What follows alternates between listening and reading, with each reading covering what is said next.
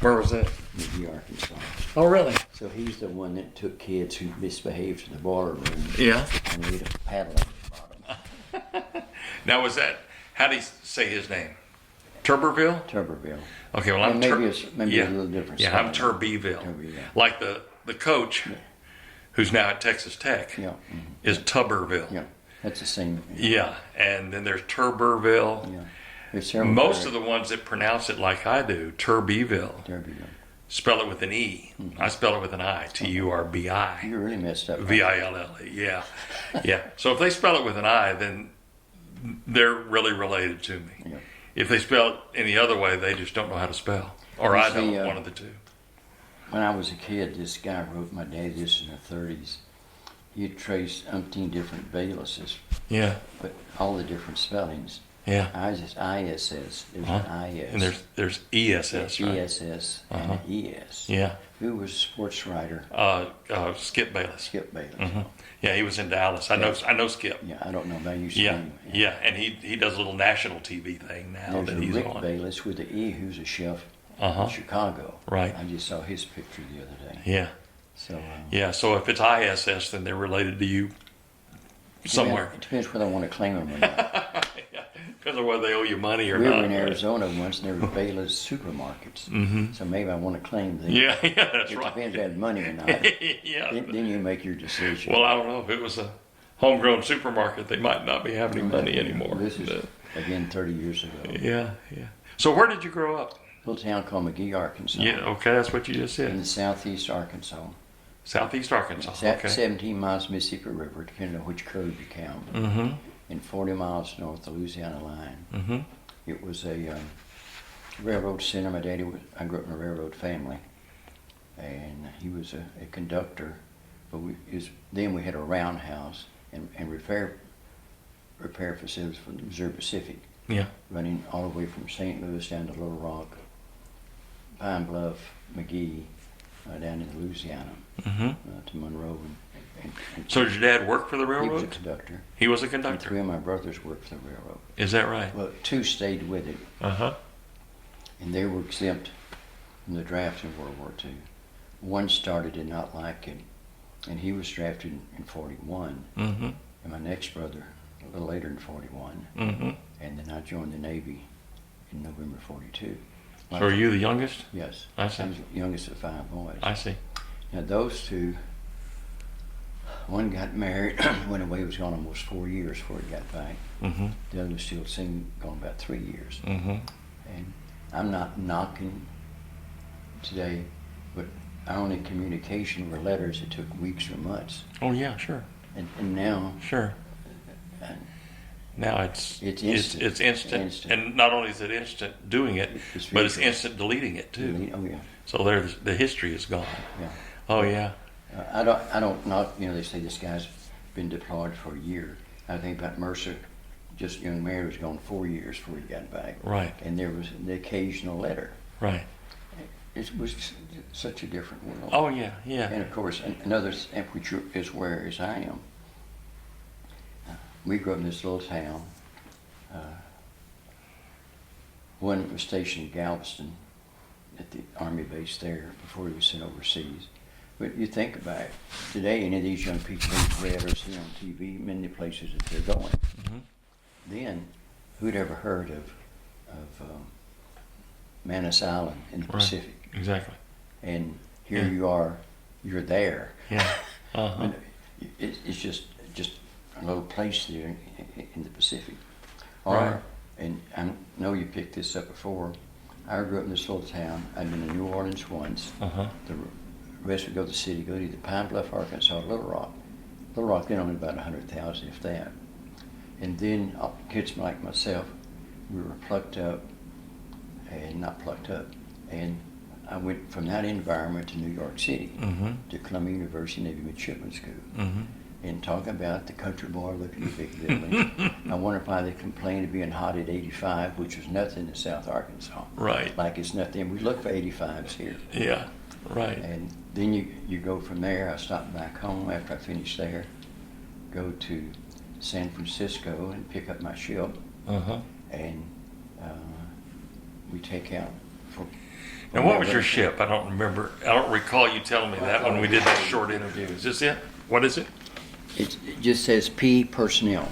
They had two types. P149? Yeah, AP. Really, it's AP149, auxiliary personnel. An APA. It's a transport ship. Yes. But APA would be a auxiliary personnel attack. They actually would take troops up closer. They could not do like an LST and LCI. No. But they would lie offshore and they would ferry the troops in. We just moved them. Right. Like on that first voyage from California to Calcutta. We stopped at Melbourne on to Calcutta. I may have told you that's the only time we ever had an escort. We always steamed alone. But there was an Australian destroyer, had ourselves, one oiler, and one munition ship as we left Melbourne. And we were ginning along headed to Calcutta. Next thing we knew, that tin can was kicking depth charges off the stern, but forgot to tell us.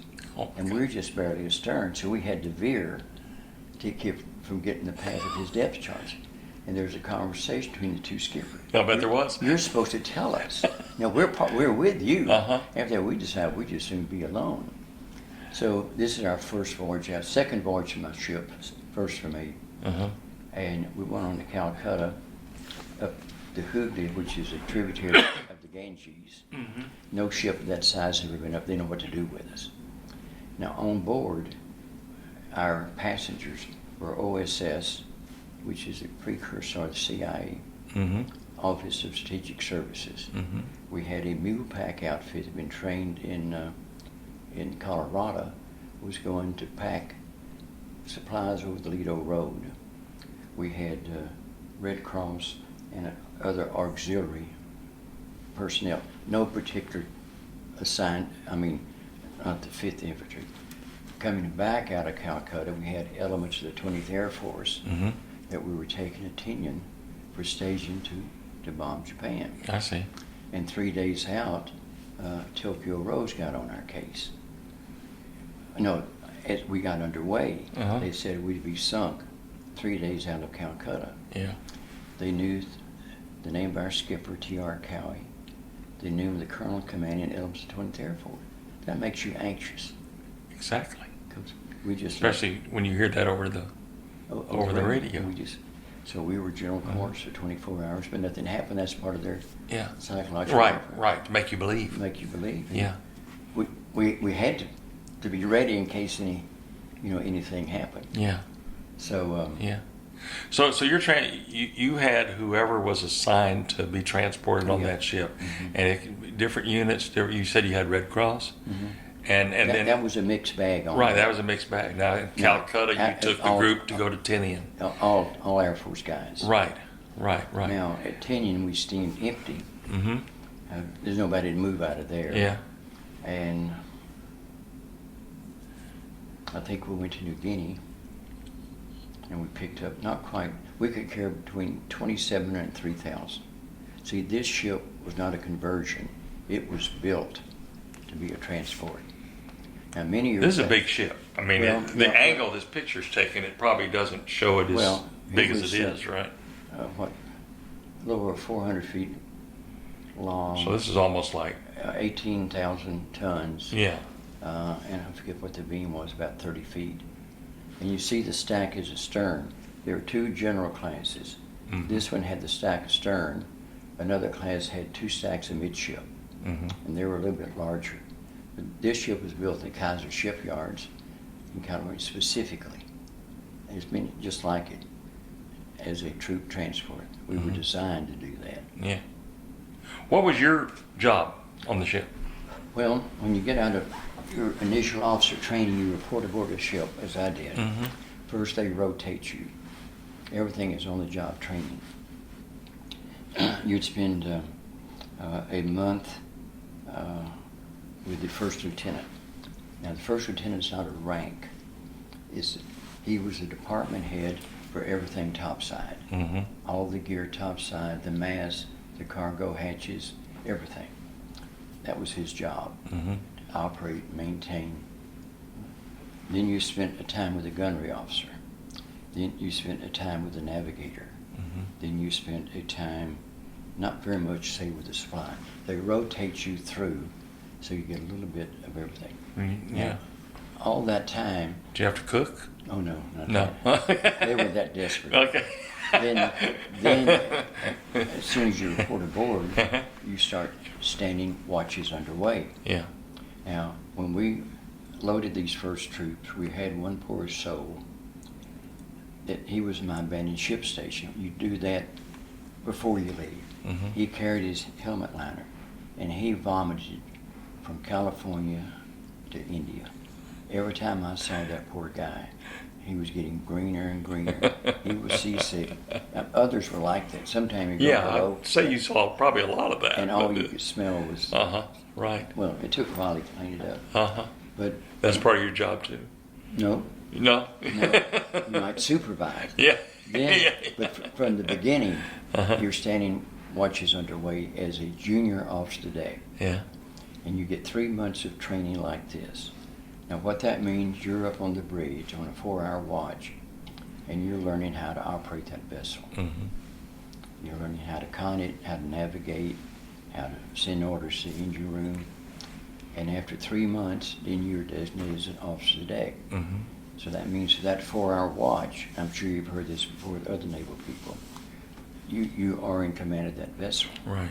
And that's scary when you're 20 years old. And, yeah. So you're out there in the middle of the Pacific. Night before last, we happened to see a Discovery on the Pacific, and it was showing many of the areas where in the deep Pacific there's very little topside surface food.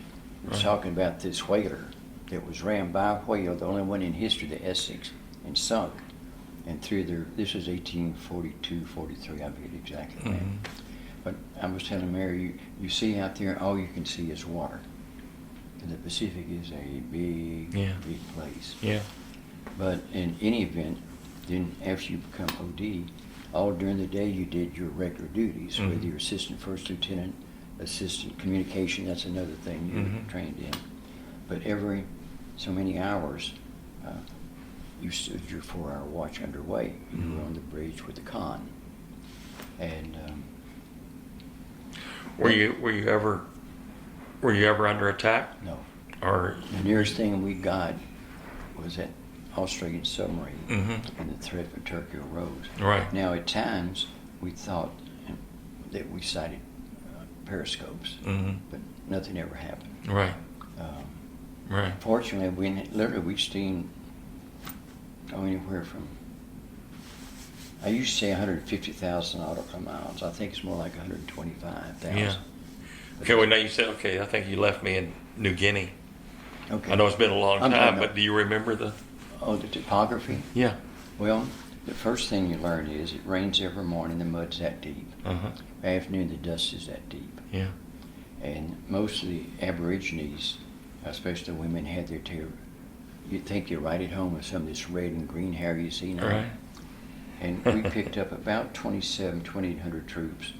All had been there, some as long as 28 or 29 months in New Guinea. All were yellow like your shirt from taking Adabrin. And we picked them up to bring them back. I think we took them into San Francisco. Then we had to do one burial at sea. One of the guys died.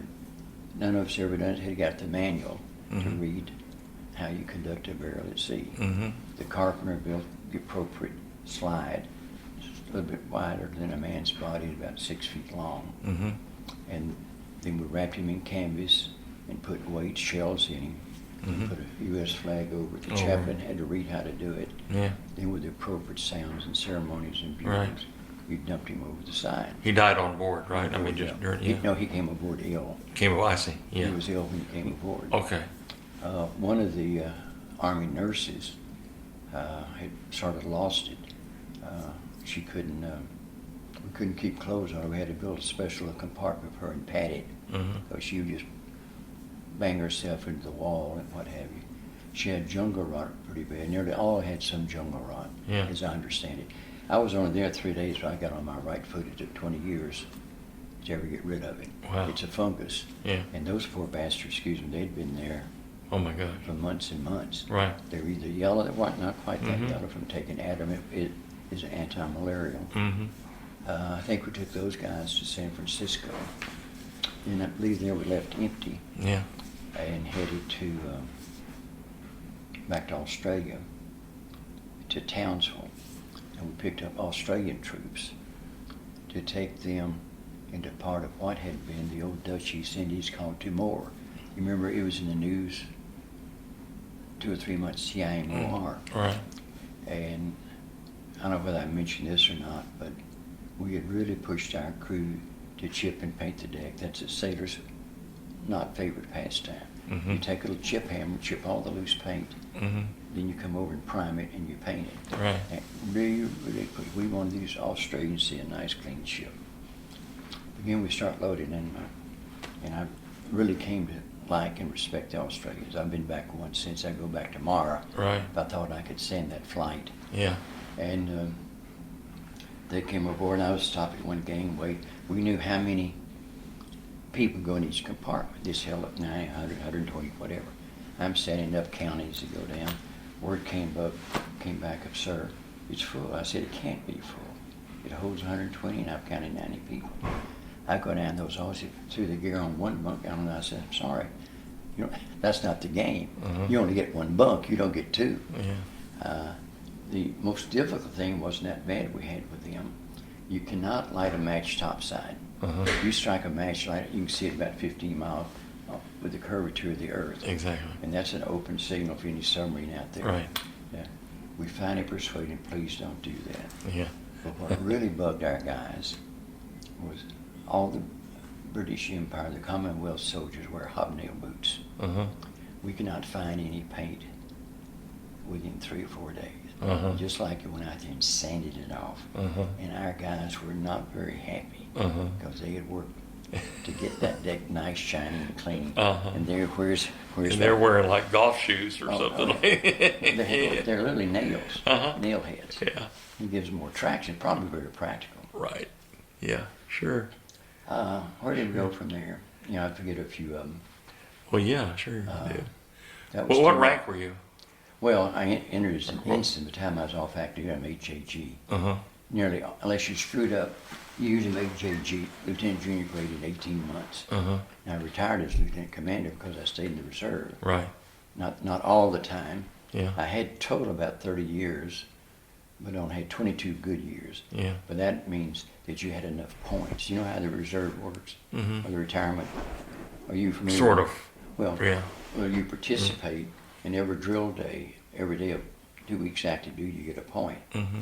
Certain courses you complete, you get points. Mm-hmm. And the more points you got, the greater is your retired pay. Right. It depends on points, longevity, and all that stuff. Right. The Navy had a formula. Yeah. Now, while I was in graduate school at UT, I did not participate. Mm-hmm. I did not participate while I was at Charleston, South Carolina, teaching the Citadel. And a year or two after I got back here, we got a reserve unit, and so I participated in that. I had a naval security group here. It met in Naval Hall, in my offices, in the classrooms around. Sort of an unofficial thing. It was Yeah. official, but the university just let me use the space. Right. And NSG is Naval Security Group, which is Naval Security. Mm-hmm. And we're part of NSA. It's part of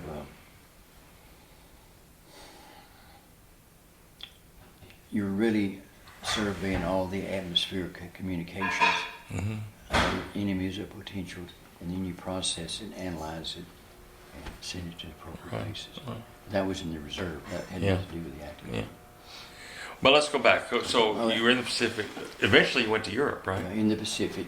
And then, after I think those Australian troops, then we went from there to the Philippines, Mm-hmm. took troops in there and pulled troops out, brought them back to the States. Then we were sent through the Panama Canal, Mhm. and we went across the Atlantic, to the Atlantic to Marseille, France. and we picked up elements of the 9th Armored there. Yeah. Excuse me, went to Le Havre, brought troops back to the States. Mm-hmm. Marseille, no, let me straight, no, let me reverse that. Mm-hmm. Marseille, we picked up elements of the 9th. Lahar, that's a little further up, elements of the 9th, we were taking them to the Pacific. Right. We're heading to the Panama Canal, take them for staging to invade Japan. Uh-huh. The war was, by that time the war's over in Europe. Right. The war is over in Japan while we were about mid-Atlantic. Mm-hmm. And whoever made the decision, all those ships, troop ships, that had transited the Panama Canal would continue their destination. Mm-hmm. The Philippines probably. If you had gotten to the Panama, you'd continue. If you already gotten through it. Yeah, but if you hadn't gotten there yet, But we which you hadn't. So the word was passed. We were diverted to New York. Talking about happy I campers. bet there was some cheering going on. Yeah. That ship rocked. I Yeah. don't know where they found all the booze they broke out, but they did. I'll bet. Took those guys there. From there, through the Suez Canal, to up the Persian Gulf to Basra. Mhm. Picked up U.S. troops there. Mhm. War was over. Bring them back. I talked to some of the guys. Did you know Jim Bayliss? That's where. Well, yes, he left 3 weeks before you got here. I Mhm. missed him, and I've seen him, I guess, 3 years. That's your brother. Yeah. Yeah. I missed him about 3 weeks. Yeah. Another transport had picked him up Uh-huh. there. We started an interesting thing going into Basra. We had a British pilot on board who was supposed to take, and he was drunk. Mm-hmm. He almost ran us aground. Mm. So we relieved him Mm-hmm. and did it ourselves. Right. And got tied up and got out. Took those into Norfolk. Then we picked up troops at Marseille and took them into New York. So we operated in the Pacific, the Indian Ocean, the Philippine Sea, the Coral Sea, the Mediterranean, Indian Ocean, the Persian Gulf. So we joined the Navy and see the world. Exactly. So, how long? I mean, from the time you left California, A little over 2 years. you spent 2 years in the water. Hmm. Yeah. I think I got back home once. Right. Once we came in, I think to Norfolk, I got a short leave, Uh-huh. and I went home to see my mother. Just one of your times to drop off Yes. troops. Yeah. You got to leave We were there long enough, had to have some work done on the ship. on the ship. Uh-huh. Good. So you got to go back to Arkansas. Yeah. Yeah. The rest of the time, you were just gone. Yeah. But- Yeah. On, And you probably saw. I mean, you saw more people that fought this war. I mean, you saw a lot of people. Oh, yeah. I mean, just every just kind, yeah. every kind, every Infantry, armored artillery, yeah, good medical, people, bad people. the medical Every- folks. Yeah.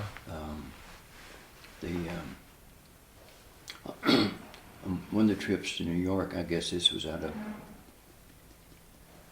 Marseille. Mm-hmm. We'd had one heavy storm in the Pacific, Mm-hmm. but this one in the North Atlantic was really bad. Normal steaming in 24 hours, we do a little over 400 nautical miles. We'd go from 10 to 12 knots. Mhm. On this one, the best we could figure it out, we may have made 10 or 11 nautical miles forward progress in 24 hours. Mm-hmm. Essentially what you do on that vessel, you keep your bow into the sea. Because if you ever roll off and those waves start hitting you this way, you go over. Yeah. It turns you over. Right. And we had an instrument there. What's the name? It's not a tachometer, but the air would be just like this. Then it would show your degree of roll port Mhm. and starboard, Mm-hmm. or starboard and port, whatever. Mm-hmm. And we had to sign one sailor there to watch it at sea, because If you got to- over a certain Sir? Yeah. degree. No, if you got to a certain point, you were gone. Yeah. Right. And that ship would roll, then it would shudder just like that. Now, many of the times, in those heavy seas, your prop is coming out of the stern, up out of the water, so you vibrates more. That thing just Right. running free back there. You get to that point, then you come all the way back, then almost stabilize. But this was continuous. Yeah. To this way to port and starboard. Right. We had a lot of seasick people there. Oh, I'll bet. A lot. Fortunately, I never. What you're describing sounds like Deadliest Catch. You ever watch? You watch Deadliest Catch? Anyway, and those we were- crab boats. It yeah. sounds like And that. we were in yeah. one storm almost that bad in the Pacific. Yeah. But and we were a lot of bad storms, but those two that were really, really scary. And you didn't dare get topside. Right. See, from the water line, the top of our foremast was about 140 feet. Mm-hmm. In that North Atlantic storm, the water was breaking over that. It was going over 140 feet. Yeah. I mean, Goodness. You got your bow here, and the waves are hitting you, and you're trying to keep going straight. And you've seen pictures that the water was going over. Mm-hmm. So you didn't dare have anybody out unless they just had to. You stayed in your passageways, but you anybody on deck, because you lose them. I mean, you probably never find them either. Yeah. But as I said, we were never threatened directly. The Right. Tokyo listen. So when did you? So when did you leave California? Was that in 43? No, 44. In 44. I went to back up a little bit. As the thousands that did, I started college in September 42 Mm-hmm. at Arkansas and in Monticello, Mm-hmm. which is now part of the University of Right. Arkansas system. They had been decimated of men, because believe it or not, there was a Coast Artillery National Guard unit in Monticello, Arkansas. Mm-hmm. They had been deployed to Alaska. So pretty nice. Virtually no guys there. About 4 women to every guy, which is pretty good. Mm-hmm. Then so in November, I went to Little Rock, Navy. We sit around and talk. I'm going, Army. Well, Garland, you can't swim. I don't swim well. Mm-hmm. I said, but I'm not being any foxhole either. Mm-hmm. So I went to Little Rock, joined what the Navy called the V1 program. Mm-hmm. The theory, I underline the word theory, you would stay till you got out of college. Well, as the war progressed, they couldn't do that. Right. So started the V12 program. And that school had to be selected. And we suddenly had people, we never had a football team. Suddenly we had people from A&M. That's when I learned about some of the A&M practices, Mm-hmm. amazing. We had people from Rice, Baylor, Tom Chandler. Mm-hmm. I didn't know he was in the Marine Corps. I didn't know that we both got here. Mm-hmm. But I didn't meet him.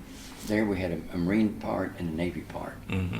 And we would go to classes together, but it's funny, I meet Tom after I get here. Mm-hmm. And Summers, the former superintendent of schools, Mm-hmm. was there also, but I didn't know him then. Yeah. So they would say, if you had 2 semesters, you got 3, whatever, for a total of 5. Mm-hmm. Then after 5, you were sent to a Navy midshipman school, which is like an Army OCS. And they were nearly all except one was on university campuses. Mm-hmm. You were at Columbia? I went to Columbia University. Mm-hmm. And John J. Hall, and my room was on the 13th deck. Mm-hmm. You could not take the elevator. You had to run up. Oh my gosh. Now, if you got the elevator, I forget what the rule, no more than 8 or 9 could wait. The rest had to double time up. Yeah. And that was tough. That got you in Yeah. pretty good shape. Yeah. But that introduced me to New York City, and I've loved the place. But you were going to school at the same time, is that right? No. At Columbia? No, you have your 5 semesters. Yeah. Then you go to Officers Candidate School. I see, They I call see. it, this is all naval training. Okay, All okay. naval. You're Okay. learning navigation, seamanship, Right, okay. communication, Right, all that kind of good stuff. right, right, okay. So after Yeah. I finished that, in October 44, 44, right. then I was given leave to stop home for 5 days or whatever, then on to California. Then on it, okay. And So then I was off. gone mostly Yeah. from that time to way Right. after the end of the war, because we were still bringing troops back long after the war was over.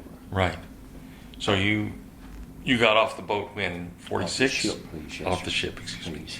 I'm sorry. I've been corrected that before. The ship.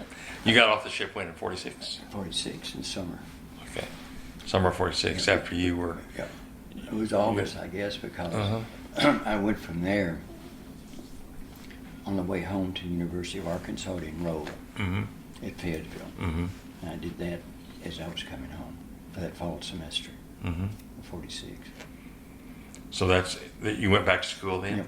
After that? And that's where you got your degree?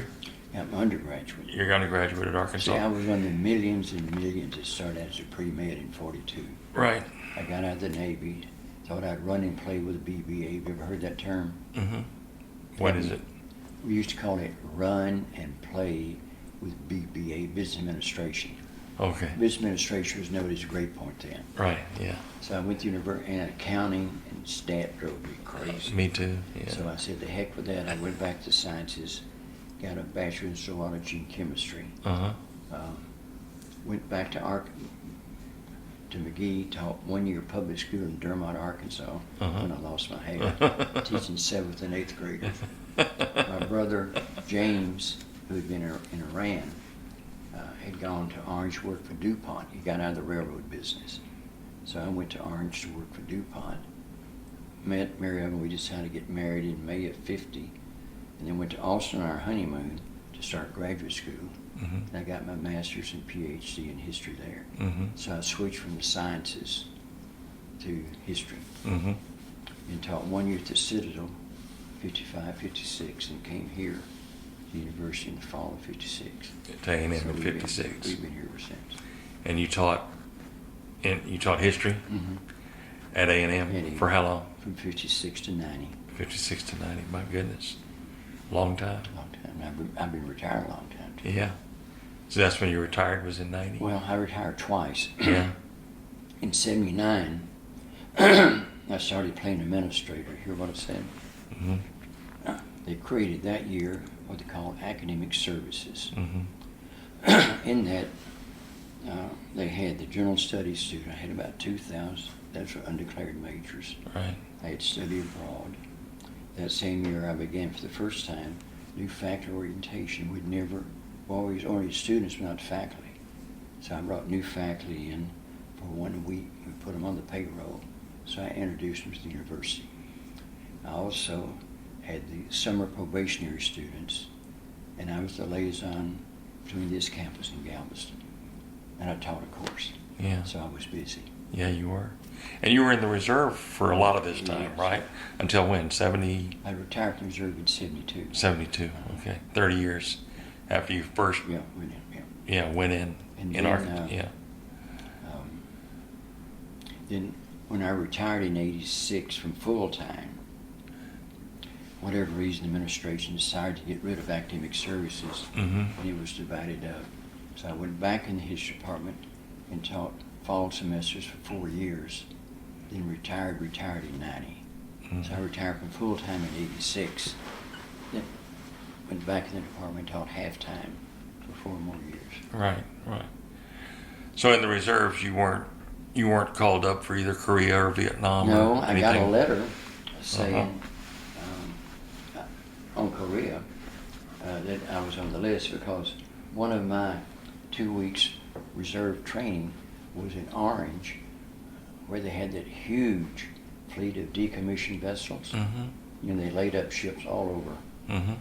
And I'd had 2 weeks there learning how to put them back into service. And they said there was a strong chance I'd be activated to go to Orange or somewhere and reactivate those vessels. But nothing ever happened. Never happened. I just started to graduate school. Yeah. I wrote them back, and I don't know what happened or why they decided not to. Right.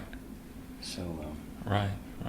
So when you were at the Citadel, how did it come about that you heard about a job here? I mean, did you want to come back to this area? When I was in graduate school at the University of Texas, Ralph Steen, who was a very well-known Texas historian and was head of department here, called me. No, he was a visiting prop at UT, and I did not have a class. I got to know him. And then after I got to Citadel, he called me. He knew I was up there. That's when the legislature in 1950, in response to the McCarthyism, passed a law requiring all graduates of all public universities and colleges in Texas have 6 hours of American history and 6 hours of poli-sci. For all the college universities, they made special appropriation to hire new faculty. He said, I'm authorized to hire 5 new people. I will not have money for years. He said, I don't know how long it'll be. So if you ever want to come, it has to be right now. I was a little bit embarrassed to go into my boss at the Citadel after one academic year and say I'm leaving. But I did. Yeah. Because you often wonder what your life would have been Right. Had us stay there. Right. Because see, that was all military. I wore uniform to class. Right. Yeah. I mean, Right. you had professorial rank and academic rank. Exactly. Yeah. But you're married now, right? I was married. You were married. Our first We're child married. was born 3 weeks after we got there. I see. We got married Mhm. in 50 and went to UT and Austin. left in 55 to go to the Citadel. I see. And your first child was born 3 weeks after after you got to my Citadel? wife had never been on an airplane in her life. Uh-huh. She was 8.5 months pregnant. Oh, my gosh. They wouldn't let her ride down an airplane. Yeah. Had to find a brand new doctor and all that kind of good stuff. Right. But we lived in faculty housing. They charge you $3 a room. Have you been to Charleston? No, I haven't. In downtown Charleston. Yeah, I want to go. We had reservations to go to Charleston when Ike hit, Oh, and the airport Okay. closed, and we had to cancel our reservations. We were going to go that weekend. Yeah, my Y'all wife and go I. Sunday. Yeah, we wanted the old to do it. Citadel was downtown. Mhm. And they made that into apartments. So we had a 7-room apartment for $21 a month. Mhm. That's part of the attraction. When I was leaving UT, I had 3 offers. You often wonder what would have happened. One was at Arlington. Mhm. It was in Arlington State, now part of UT. Right. One was at Midwestern, Wichita Falls. Mhm. And one was at the Citadel. Mhm. So I come back, and Mary and I sat down and we talked. The money was pretty close to the same, from $2,800 to $3,000 a year. You know what I'm saying? Mhm. But that was a little bit more, and there was that opportunity to live in the South, the deep Right. South, Sure. and Someplace you hadn't. and a $21 a month 7-room apartment. Uh huh. So we opted to go there. And then Ralph called me, and we sat and we talked as to what to do. But when I got back, I know after I made my decision, the guy at Arlington called back and raised the money. And Dr. Barksdale was the name, good friend of Webb. Well, you know, he was a famous Western historian. Mm-hmm. And I said, well, thank you, Dr. Barksdale, but I've already told the Citadel I've accepted, and I'm obliged. Mm-hmm. Now, a lot of people apparently didn't feel that way. You get more money, you tell the first guy to go jumping, but I said, no, I can't. Right. That's not the way you do it. Yeah. So we've been very, very happy here. Right. You often wonder what your life would have been Yeah. had to say the Citadel or gone to Midwestern or gone to Arlington. Yeah.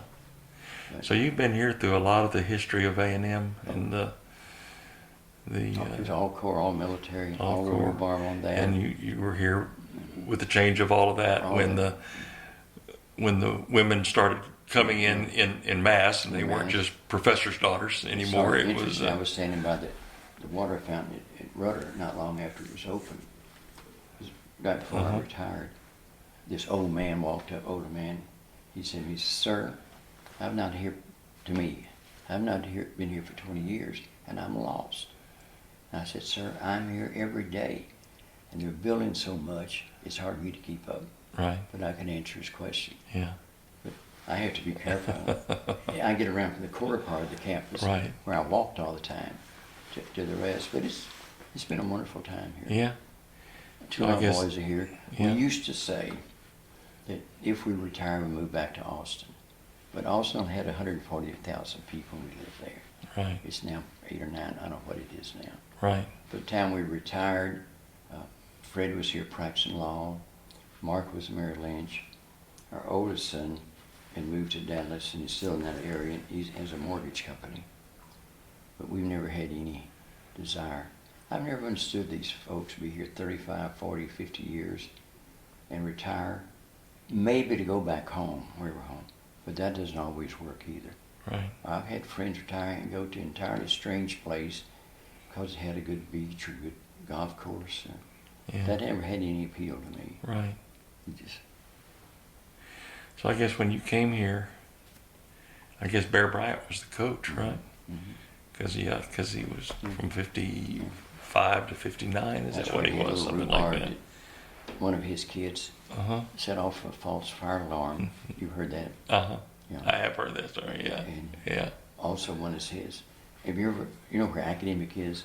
It has outside of one of these wide ledges. Mhm. One of his guys climbed up on one and tried to break into office and get tests Get a test. or whatever. I didn't know any of this person except for the fire thing. What if that's one of his junction boys that did I that? I would have accused some of them. I know a few of them. So I guess you knew General Rutter? Yes, quite Yeah. well. Yeah. And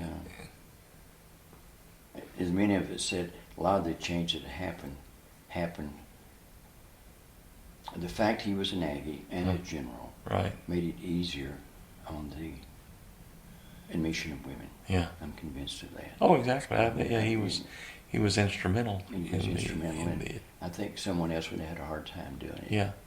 But Yeah. you know, in fact, I had one of his kids in class, Ann, and she made a B, which is all right. She was happy to get the B. Did you ever know Ann? No, I know his youngest son, whose name is Bobby. Bobby. Yeah. Yeah, Bob Rudder. I know his youngest son. Well, yeah. Haven't seen Bobby in a long time. We used to go to Sunday school together. As a matter see of fact. where my seats are Mm-hmm. at the football. Mrs. Rudder's right across the aisle. Mm-hmm. And for a long time, after some of them would show up, Ann or Bobby or an in-law, but I guess well, of course she's dead. And I guess they've given up. I've not seen Bobby in forever and ever. Right. And Ann moved on to, when I knew best, moved on to Colorado, but it showed that Earl was much more. One of my colleagues had to give one of his daughters an elf and never heard a thing about it. I heard from other people about giving their kids elf. Yeah. But didn't hear anything from Earl about an elf. Yeah. That wasn't his style. Right. I mean, and Right. if you made an elf, you made an elf. You know how students are. Every student who gets an A makes an A. Uh-huh. Every student who gets anything below that, the prof gives. The prof gives everything else from B's down through F's. Yeah. But this has been a good place for us. We really like it. I guess oh, my mind's got blank. Who's the history professor that wrote Texas Aggies Go to War? Henry Deathloff. Henry Deathloff, right? Yeah. I saw him at coffee yesterday. Yeah. I did every Monday. Right. I did a show with him, just talking about his book. Over Yeah. McDonald's near the campus. Right. Retired history guys show up. Yeah.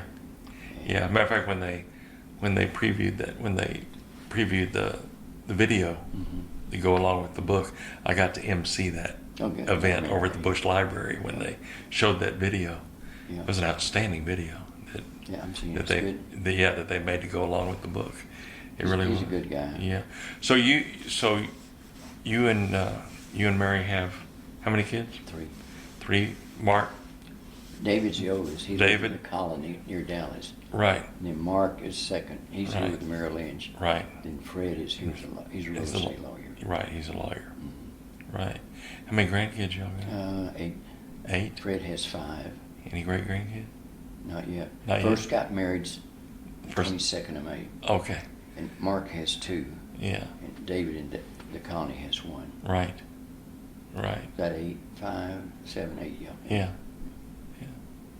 Well, this is great. I can't wait to tell your story. This is good. You got this picture? Do you have any other pictures? I'll dig around. I can have some pictures of me. Yeah, that's what I'm looking for. Yeah, I'll have that. You mean you'll see them now and then? Well, are they easy to get to?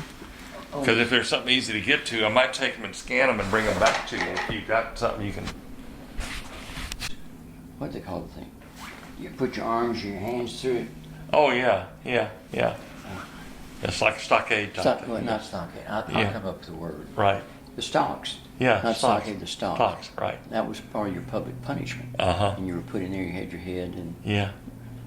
Some of Well, why don't tomorrow morning I'll bring these back, no, and then if you can dig and don't give me 20 things. Give me 6 or 7, 2 or 3 other things that we can just use during the show, and then I'll take those from you and scan them and bring them back, and then we tape the show 2:30 Thursday, 2:30 over at KAMU.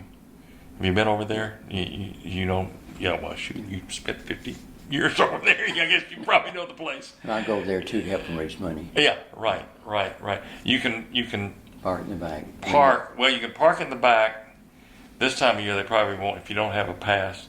Well, I have my retired sticker and a handicap. They never bother Never me. mind. Then you're fine. They never bother me. Yeah, you're fine. We start taping at 2:30, so.